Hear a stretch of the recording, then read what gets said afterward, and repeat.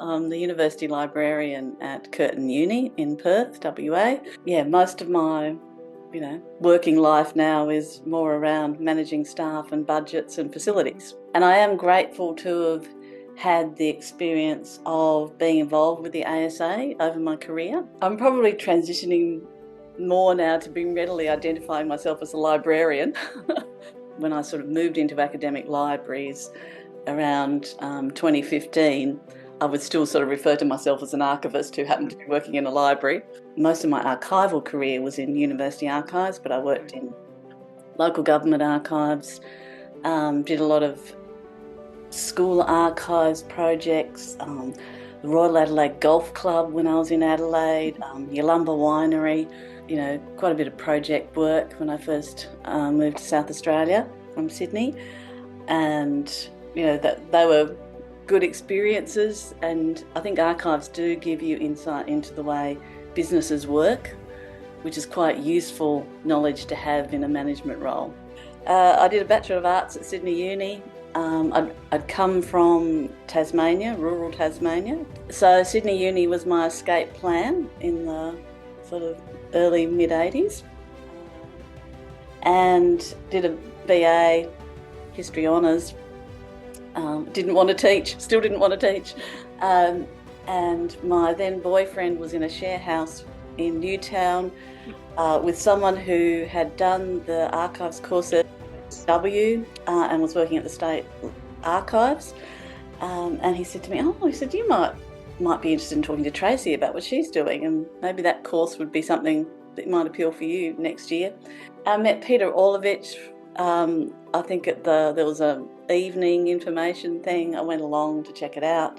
I did not want to do librarianship at all, ironically. But yeah, I had a conversation with Peter. Anne Pedersen was involved in the course then too.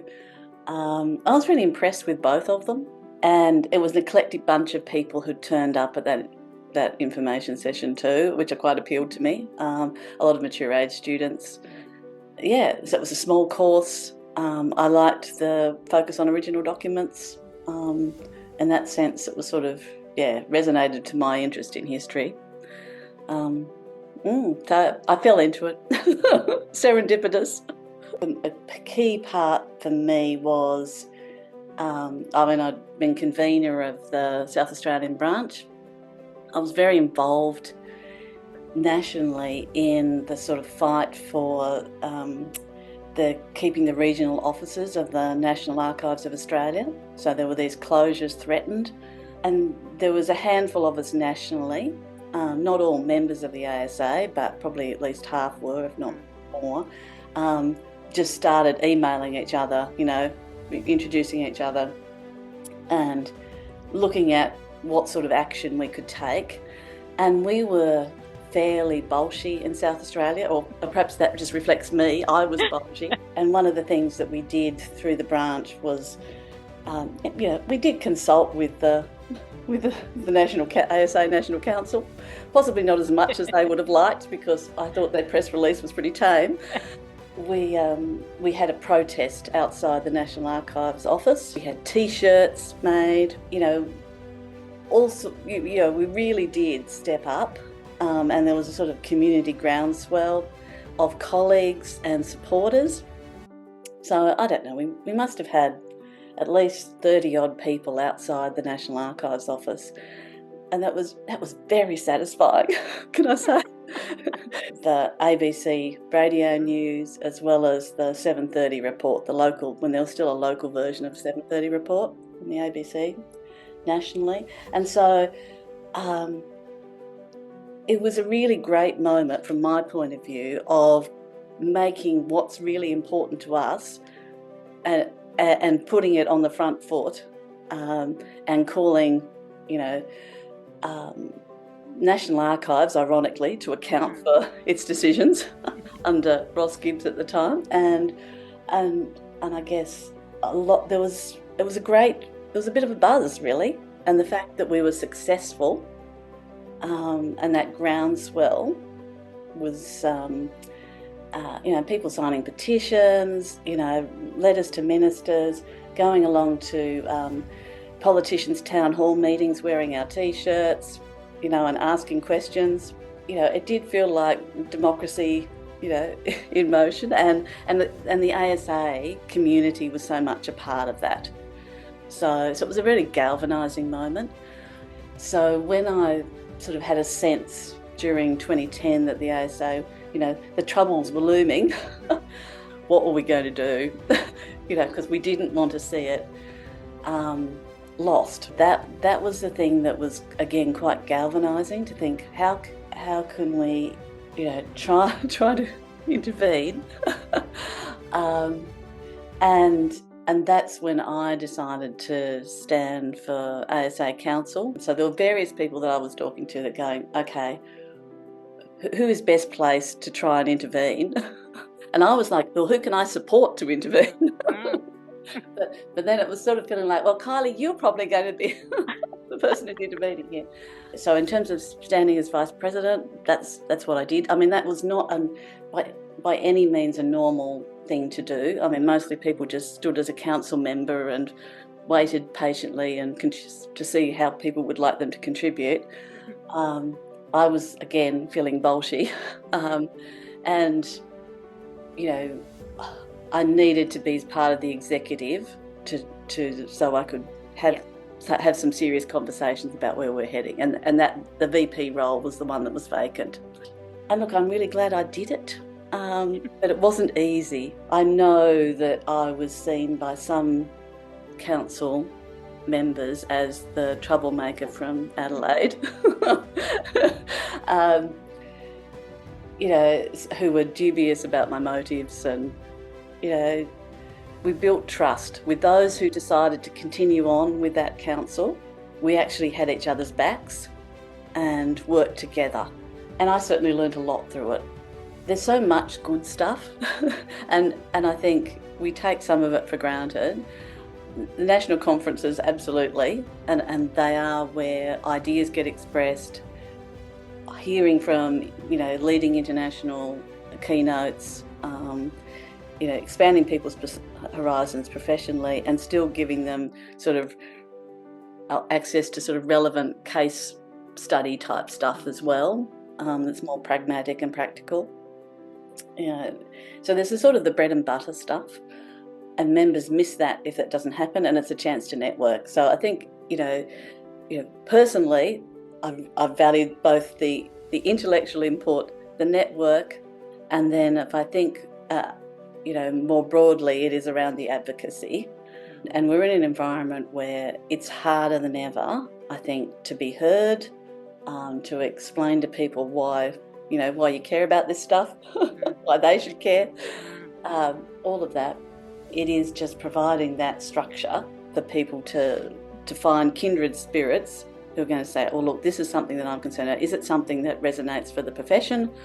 Who else is going to care if we don't? And I guess that tends to be the thing that galvanises me. And I thought, look, we're small. We've always been small. We will always be small. We're quite, you know, bespoke, niche, all of those things. But you can be savvy. And I think keeping archives, you know, whatever its future incarnation is, like, that's internationally significant. Actually credit the ASA with the leadership opportunities I've had in my career. And I guess for me, that leadership experience on council, as challenging as it was, across those 4 years, and there were ongoing challenges. It was the gift that kept giving. I learned a lot about myself and what I was capable of, you know, and I made mistakes as well, and I learnt from those mistakes. So just that, I think being able to learn to trust people in difficult situations as well, and seeing others step up. So I think I learned a lot about myself from that. And so I think if I hadn't have had that experience, yes, I would have had other leadership opportunities at the university, you know, and moving into the some academic libraries world. You learn a lot about yourself, and that's good. Relevance will always be a challenge when you're small and bespoke, and having an impact.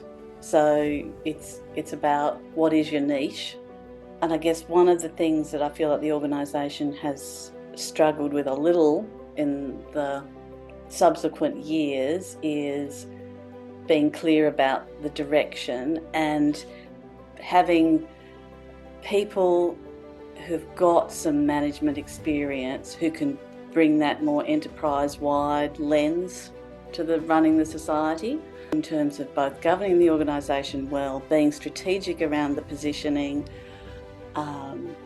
So those sorts of skills come more with some management experience. And I guess one of the things that I felt has been a loss is our larger institutions, nationally and state levels, have been, to my mind, disappointing. And so I think that, and they're a natural pool, or should be, a natural pool of colleagues who are coming in with some broader organisational and government experience would be beneficial. Work is harder than it used to be when I started my career. We're all doing, more with less, all of that. But supporting professional development for your staff, releasing them for some time to do some stuff to make the ASA better, benefits the profession as a whole, and therefore what the work adds value to the work you're doing. So, if there's one thing I would like to see change, it would be those national and state leaders be out there promoting the ASA to their staff in really tangible ways, because I think that was a real strength for the organisation in the 80s, and it's been on the downhill ever since. And I guess the other thing that I'm sort of fairly passionate about, although again, I feel like others need to sort of take this up rather than me, it's around that professional recognition piece. And what does that look like? What are the number of courses are obviously much diminished. When we think about what the professional knowledge needs to, encompass today, how are we future-proofing that and doing that with the educators? But again, the educators themselves are under a lot of pressure. And maybe it's more your micro-credentials, maybe it's more, if it is stepping away from a sort of classic master's, if it's not that, if that's not a sustainable model, what is? So, these are some of the challenges.